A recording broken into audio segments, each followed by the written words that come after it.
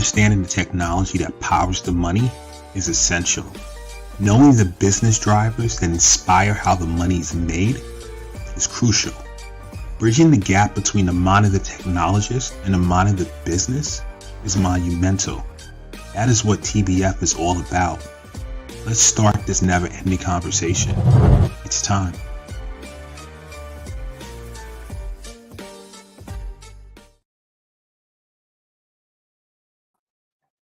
Welcome to another episode of the Tech Behind FinTech. I'm your host, Nnamdi Osuagwu. Great to be here. Happy Friday to everyone. Happy to join in. We are streaming live from Facebook, LinkedIn, YouTube, and Twitch.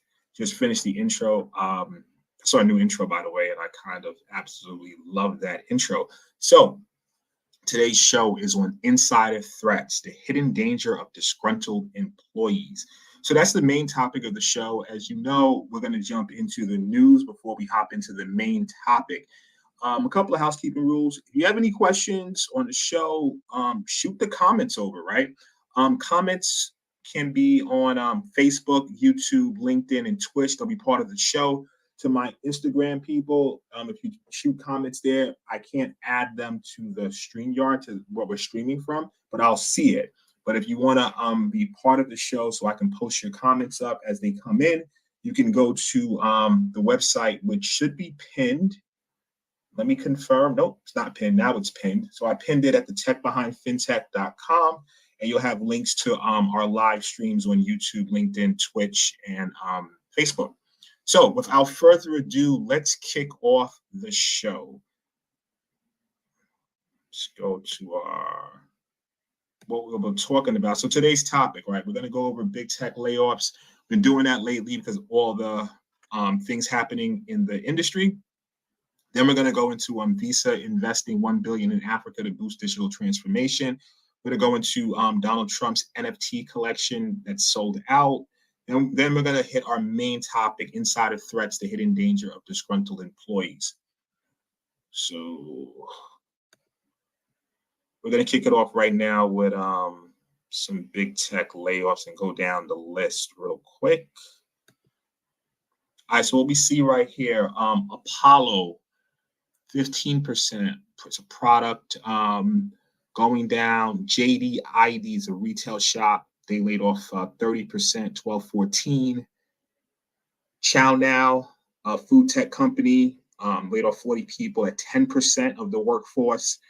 Thumbtack, consumer brand, 14%. Pluralsight, educational company, 20%. OutSchool, educational company, 25%. Central, product company, 10%. And a finance one, Autobooks, I don't have an exact percentage, and Platica, out of Tel Aviv, 15% of the workforce. So start on that. Let's hit the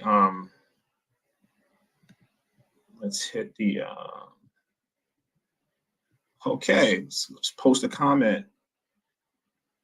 Diggs, by the way, hey, what's up? What's up? Back to you, man. Thanks for joining. Appreciate you. Posted a comment from Twitch. Always appreciate all the viewers. Any comments, as long as they're clean, I'll post them up. So let's go into the next article of the day.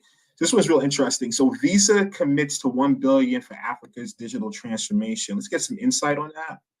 Get some notes on it. So Visa pledged to invest $1 billion by 2027 to help boost the continent's digital transformation and strengthen its payment ecosystem through new innovations and technologies. The announcement was made by Visa Chairman and CEO Alfred Kelly at the U.S. Africa Business Forum, alongside U.S. Africa Leaders Summit in D.C.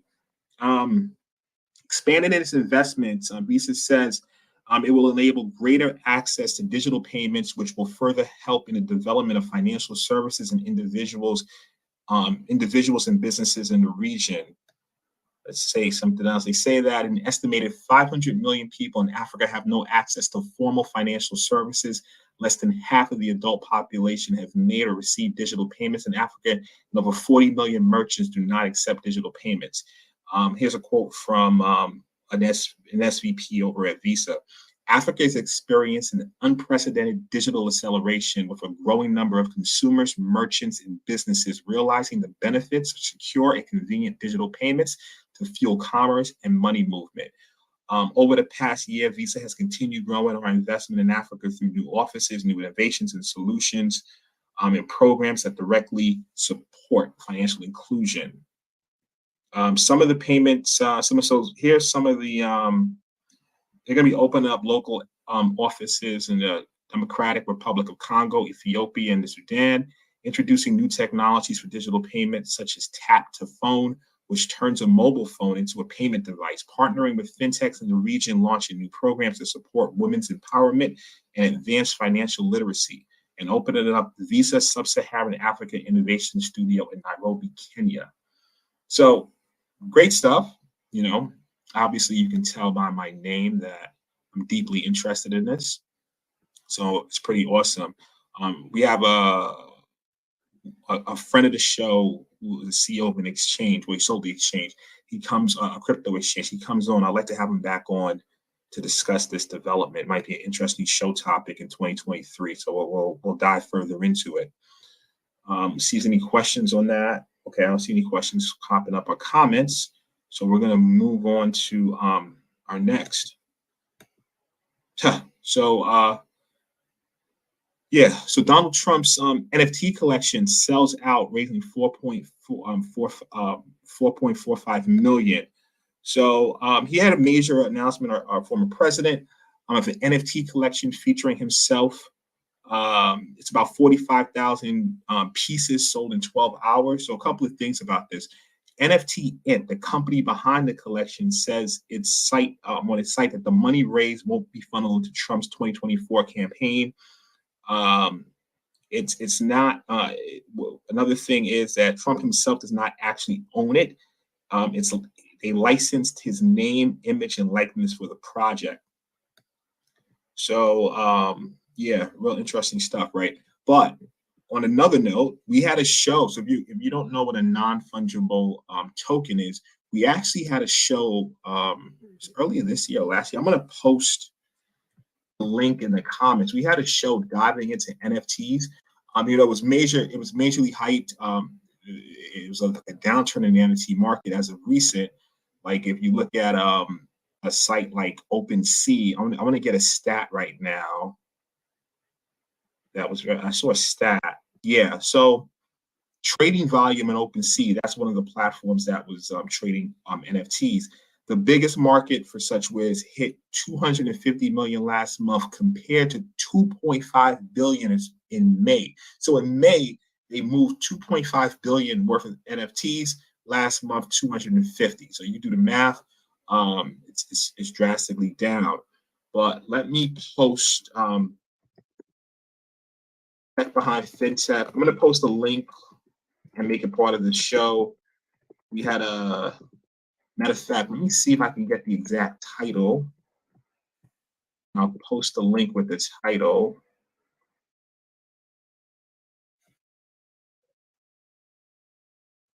Give me a second. Getting it right now. Cool. Let me post that in the chat window for you guys.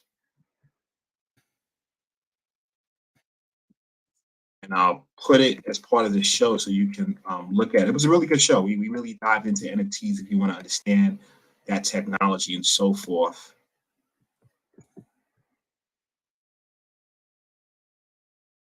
Okay. Cool. I posted it on LinkedIn, YouTube, and Twitch. If you're on Instagram, you want to get that link, go to one of those channels. It's going to be part of the show, the comments, and I'm putting it as part of the show right now. 1 second. Boom. It's on screen. So you can, if the title is, if you search for it on Google or YouTube, the Tech Behind FinTech, NFTs, what is it and how does it work? That was our prior show on NFTs. If you want to understand more about it, we spent a considerable amount of time diving into it. Okay. Moving right along to our show topic of the day. So let's talk about insider threats. That is the show topic of the day. Insider threats, the hidden danger of disgruntled employees. So as we know, what's going on right now, massive layoffs are happening, and some exits are emotional.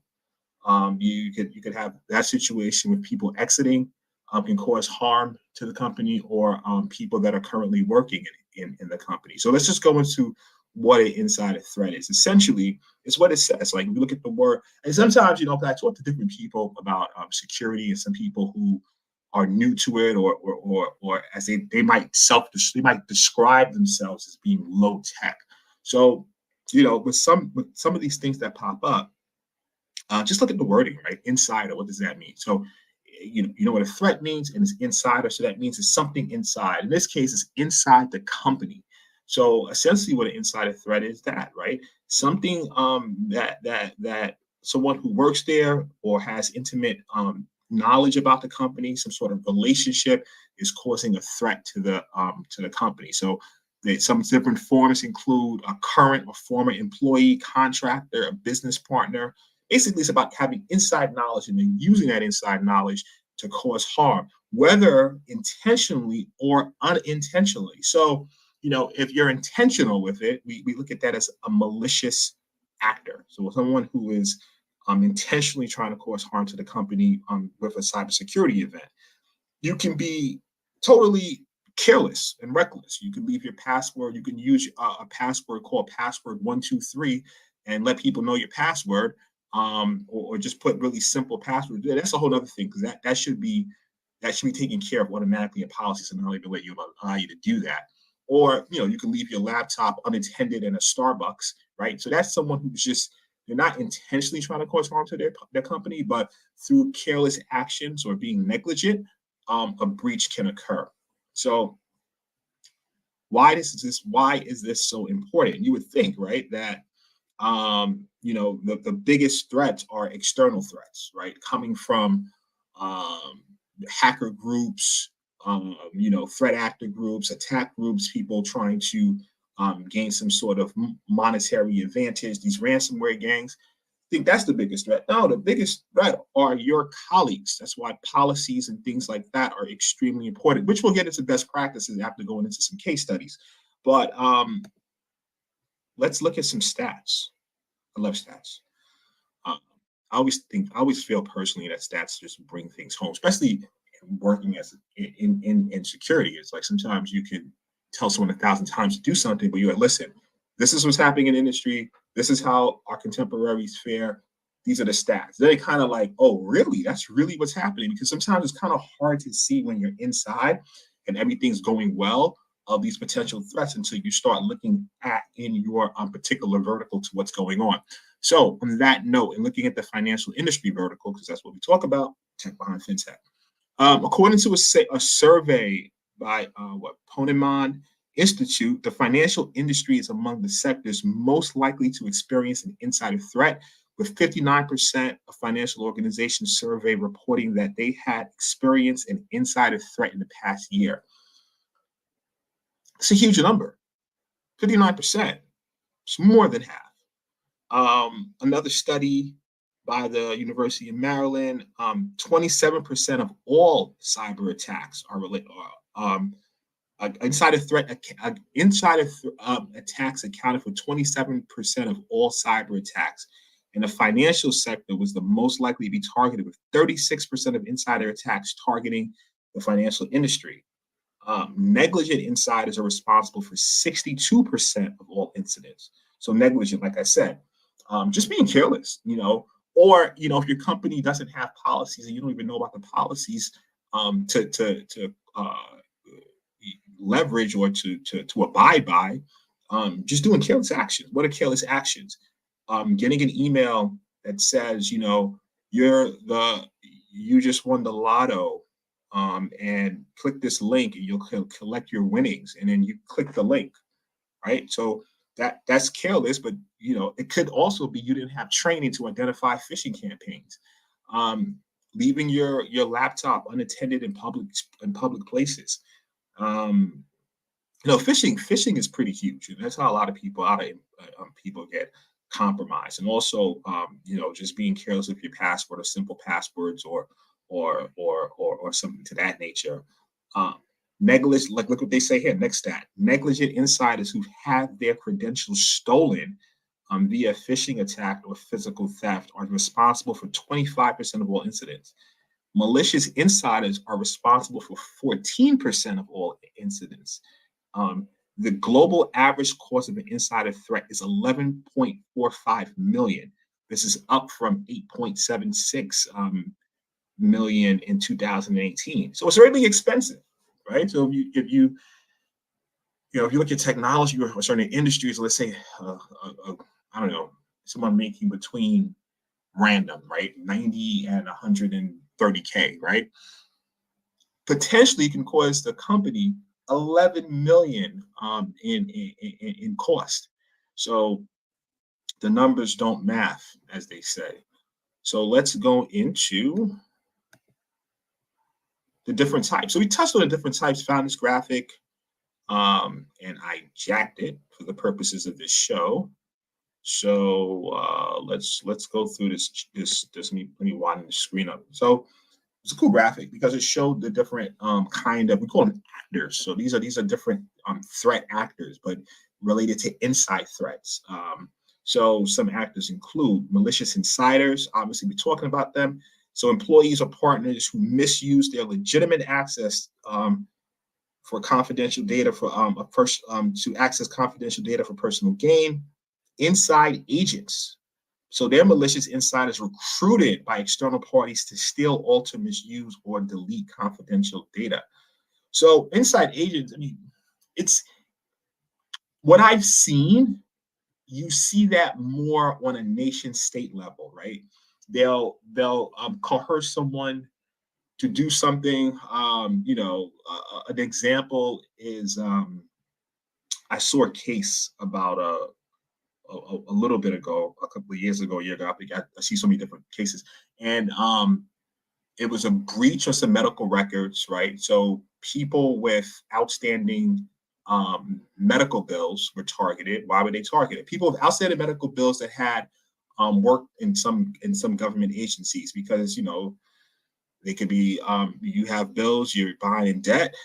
You can be bribed. So they were targeted, and then what happens now? They're basically being employed by we got a deal for nation state, and they're sending information back to that nation state. So you've seen cases like that. So that's an example, like an inside agent. I haven't seen cases of an inside agent on the corporate level. Not saying that doesn't exist, because you do have corporate espionage and different things of that nature. Of the stories I've read in the past few, I haven't seen that many cases, but government, indeed. Emotional employees, right? So emotional attackers who seek to cause harm to their organization as revenge for something perceived wrongly. A human being's perception is something that hard to manage. Talked about that. Reckless employees, so just pure carelessness. We mentioned that. Third-party users, so third-party vendors who take advantage of their access to compromise the security of sensitive information. These are different types of threat actors. All right, let's go on to some case studies. So, the next things we're going to do, we're going to go over some high-level case studies, and then we're going to talk about one particular individual in a case that I found, and we're just going to go through it as an example, and then we're going to talk about best practices. Let me take a pause right now and just say our episode is sponsored by Strategic Generation.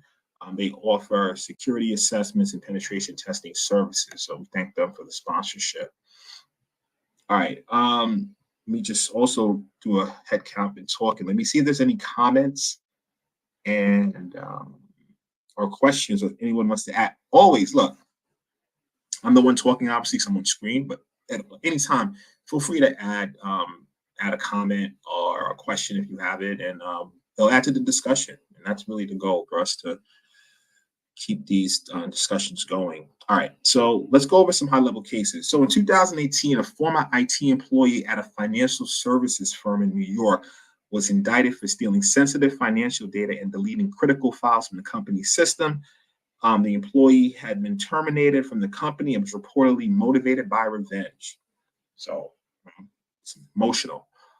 2017, a disgruntled former employee of a global investment bank was sentenced to 2 years in prison for deleting critical files and systems from the company's server. The employee had been fired from the company and was motivated by revenge. Another revenge one.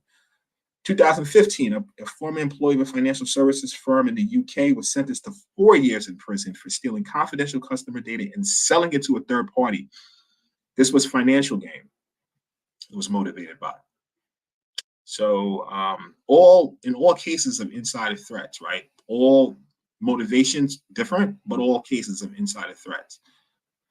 Now, this one case I want to go over. This was very, very interesting. The story or the case of Nicholas Sharp.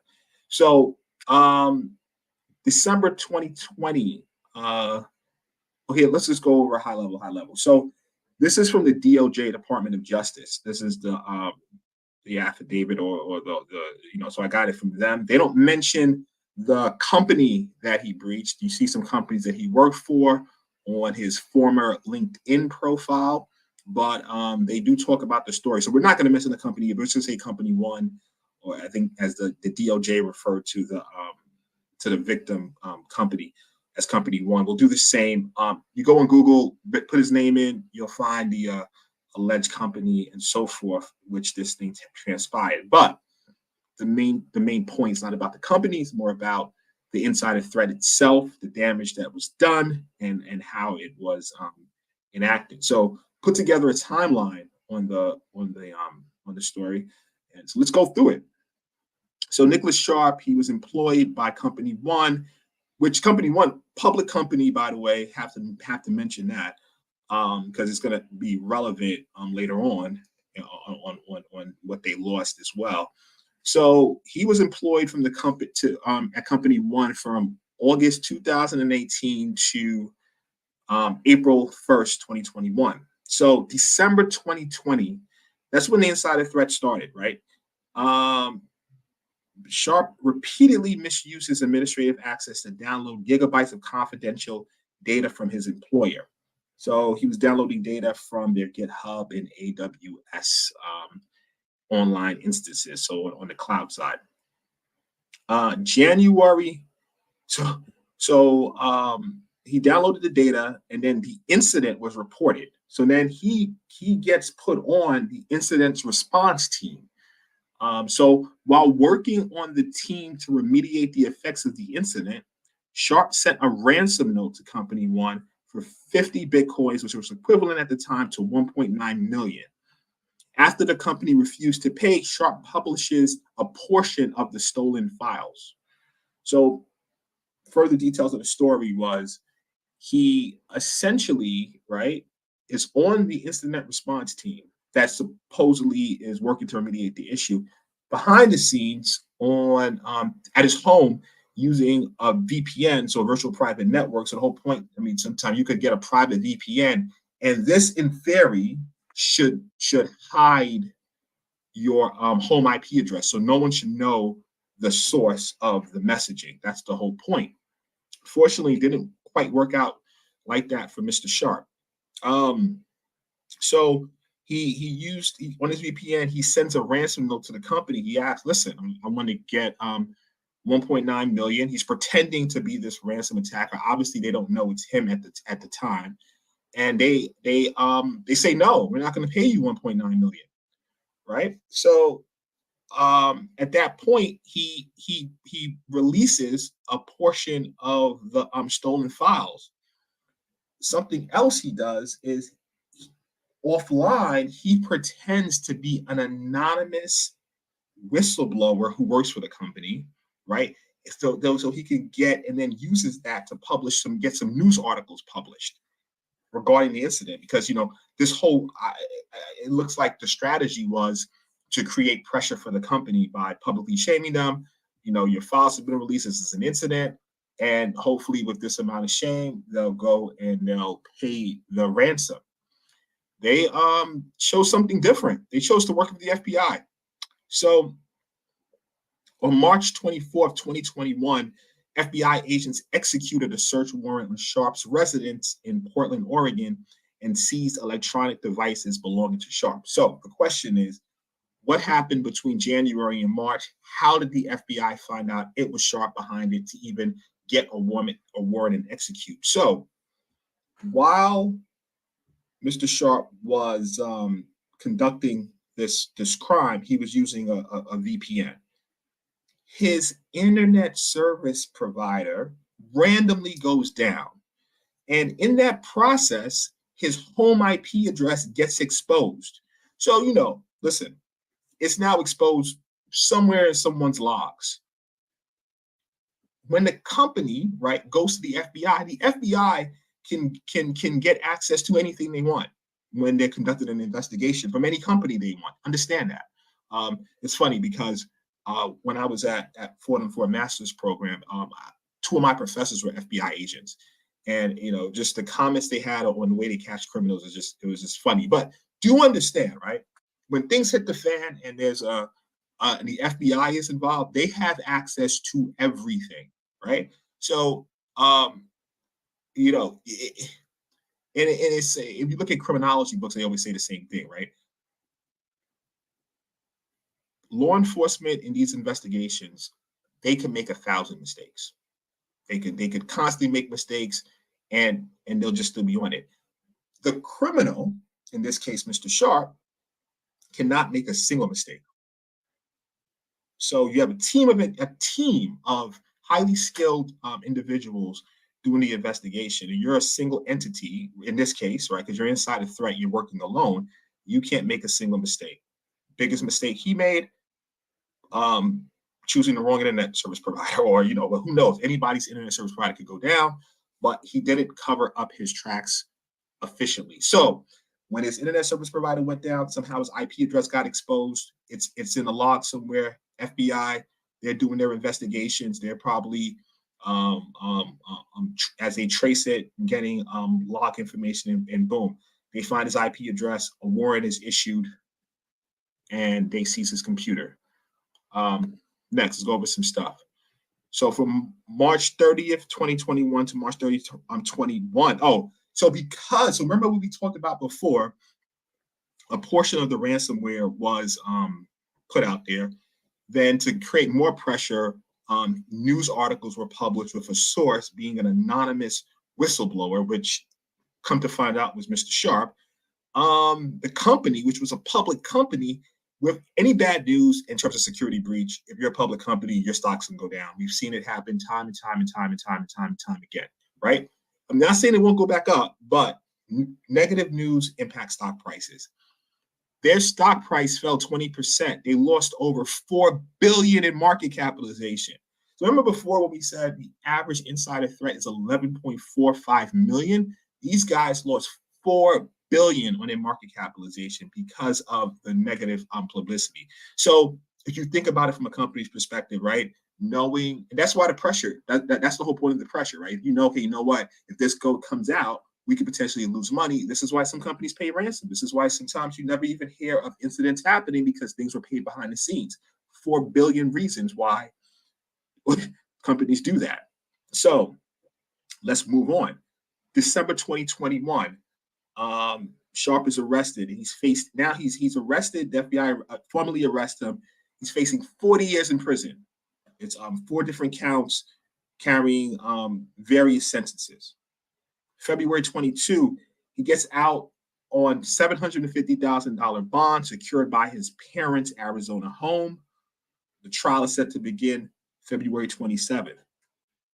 I don't know if it's funny, but while waiting for the trial, Mr. Sharp secures himself a job at Atlassian. Pretty interesting, right? So on August 18th, the court filing Sharp's attorney says his client landed a job with a development and collaboration software company, Atlassian, and requests that the defendant be granted permission to be gainfully employed at Atlassian during the pendency of our case. This is like a movie. This story is like amazing to me, right? And I know Atlassian just had some security breaches. I'm not saying he did it. I'm just I'm just saying, right? It's currently in the news regarding that. But it's even like a court of the lawyers sent a letter to the judge. The government rights in response, or government rights in response. I guess it's from the FBI. My bad. In response to the defendant Nicholas Sharp's request to modify his bail conditions to permit him to use a work computer unmonitored by pretrial services in connection with new employment at Atlassian, a software company, the government respectfully submits that the defendant should be required to notify his new employer about the nature of the charges against him and to provide the employer with a copy of the indictment before any such modification is granted. Because the requested modification proposes to rely on Atlassian to monitor the defendant's computer activities, ensuring that Atlassian is fully informed when deciding how and what extent to monitor those activities is necessary to help him prevent. So basically, the FBI or the government, the DOJ said, listen, great, he wants to get a job, but you have to let him know what's going on if you have not already. And I don't know if he's still employed there. I just know this happened this year based on the documentation for the show. Listen, in preparing for this show, I have to say, this was like watching a Netflix documentary. So this is one of the shows. I like stories like that. I'm not a true crime person. I just like, you're watching those documentaries and stuff. And this is in the field. So I found it kind of entertaining to just watch everything transpire. Don't know the outcome yet. I don't think he's been formally, the trial's over. I think it's ongoing. I don't know if he's still an employee at Atlassian, but it's wild, man. Just, one word, Google, in terms of a background check. So that leads us into best practices, right? I think we have some comments. No, we don't have any comments. What are some best practices to mitigate insider threat? So let's talk through that. Number one, implement access controls, right? So listen, it's the idea of what we call least privilege. You don't want to overprivilege. What does that even mean, right? That means if, what's an analogy I can use, right? If someone has access to a particular folder, right, because it's a shared folder, their department relies on this folder. We're going to call it the marketing folder. Why would that same person, if their job does not require it, have access to the human resources folder, right? Maybe you have a situation where someone in human resources transferred departments, they now work in marketing. So their privileges should be removed. What you see sometimes, and I've seen this, as someone moves within the organizations to different departments, their previous access does not get revoked. Now they're just accumulating various permissions, and the longer they're there, they'll soon be in God mode, right? Depending on the different teams that they join. How do you regulate that? You have to keep a log of employees' rights, what permissions. You have to do regular review of those rights. So, some people do it quarterly, some people do it monthly, but essentially in that exercise, you go through your organization and you see who has rights to what, and you see, do they still need those rights? The bigger the organization, you can automate it. When smaller shops, it's just like you go through it for like 30, 40 minutes, boom, boom, boom, especially these cloud first fintechs. You just go through like, these are all the environments we have, from our source control to our cloud services to, just different things that we utilize. Who's on it? Do we have former employees on it? Do we have people that need to be on it and so forth? What permissions do they have and controls? So it's real straightforward. Register corporate resources only to corporate addresses. A lot of, you talk about fintechs now.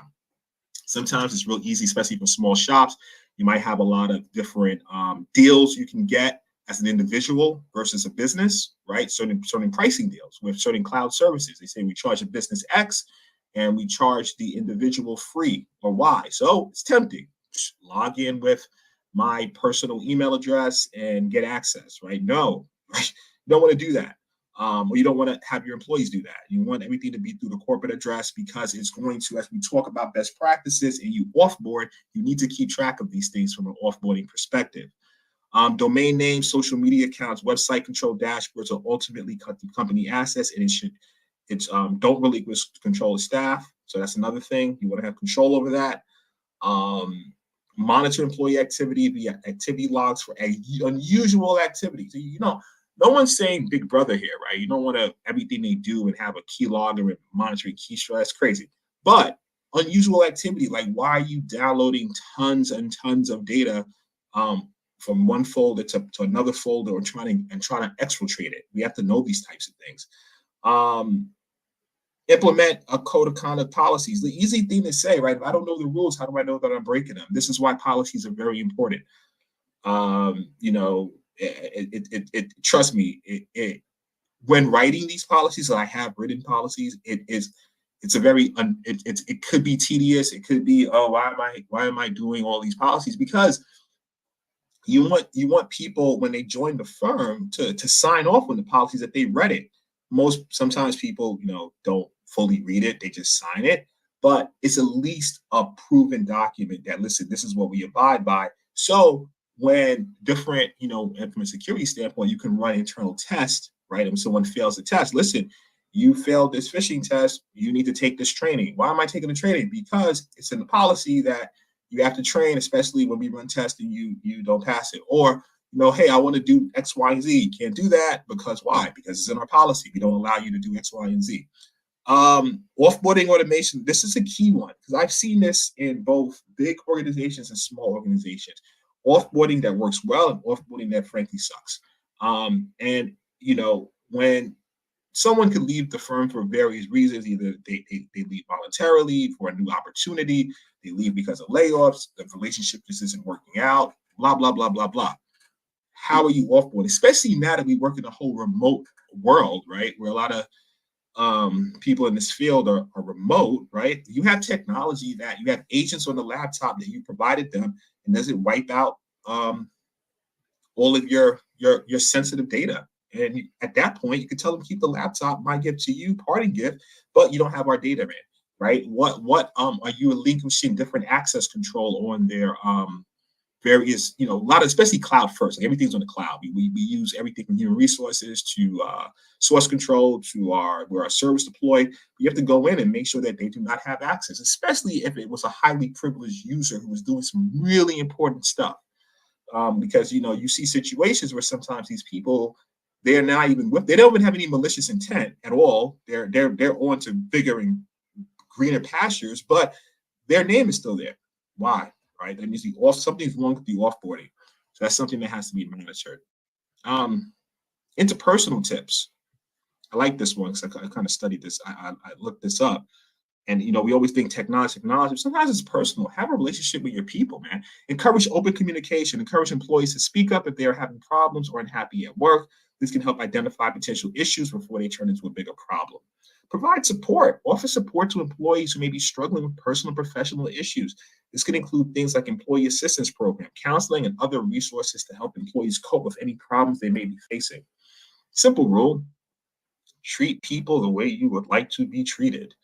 And guess what? Sometimes magic happens because, we're back to the emotional state. How do we mitigate emotion? Hard. But one way is, the law of reciprocity. You do good by people, they somehow feel the need to reciprocate. That's just human stuff, man. It's outside of technology, and that's a whole other show we can get into. Wow. I'm doing this. So that is really the sum of today's show. Kind of enjoyed researching this show and putting it together for you guys. Hope you enjoyed it as well. As always, thanks for watching. Really appreciate the viewership. I'm going to pause for about 2 seconds, because sometimes comments come after I click off. So I will wait. So let me just look and see who is tuning in from our other platforms. All my people, I wave to you on Instagram. Appreciate you guys. Got more people coming in here. Hey, Kevin, what's up, bro? David, Trom joined, Bryn joined, waving to everybody. I really appreciate you guys viewing. I don't care what platform you view it, just as long as you viewed it. That's big to me, and I appreciate that. Next on Appreciate the guys on Facebook, LinkedIn, YouTube, and Twitch. So that concludes our show of the day. Tech Behind FinTech, sponsored by Strategic Generation. The show was on insider threats, the hidden danger of disgruntled employees. Whether you watched it live, whether you watch it today, later on, next week, next year, I appreciate you viewing and sticking with us during our 2-year journey on this show. 2023 is looking great. So on that note, next week episodes, we're going to talk about technology trends for 2023. Should be good. That's going to be the last show of the year, by the way, and we're going to take off that last week. So next week's show is going to be on tech trends for 2023. We're going to start advertising that next week and keep everyone posted. All right. Concludes our show, guys. Have a wonderful and phenomenal Friday and enjoy your weekend. I am going to leave now, but what we're going to do is we're going to play our theme song. I love that theme song. And our outro. On that note, take care. Cheers.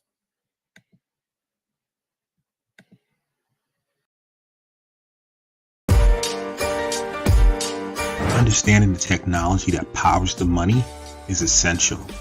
Knowing the business drivers that inspire how the money is made is crucial.